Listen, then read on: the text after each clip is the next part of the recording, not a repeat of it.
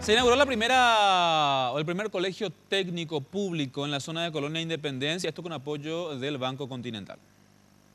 Para un estudiante de un colegio público de Colonia Independencia, cursar un bachillerato técnico suponía al menos una hora de viaje hasta la institución más cercana. Ahora, gracias a una inversión del Banco Continental, la Escuela Básica Independencia ya cuenta con un pabellón de 3 aulas para el bachillerato técnico de informática. Bueno, desde el 2004 el Banco Continental inicia un proceso de construcción de escuelas dentro de su proyecto de responsabilidad social y se traza como objetivo construir 25 escuelas.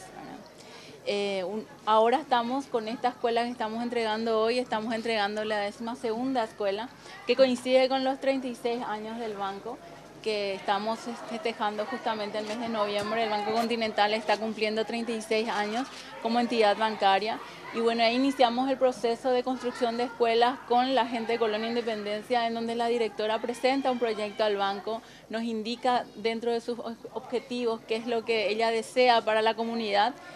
Y dentro de todo lo que analizamos, el banco, la escuela y el banco realmente reunían todos los requisitos para que se pueda construir. Los estudiantes beneficiados con la obra manifestaron su alegría con la realización de un sueño anhelado por toda la comunidad educativa.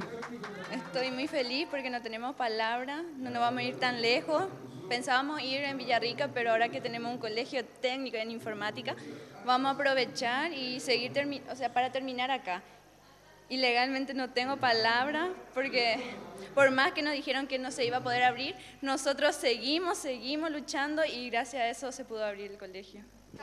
Y no sé, yo, especialmente me emocioné mucho, lloré, porque un colegio técnico solo está acá en Villarrica, a 30 kilómetros más o menos de nosotros.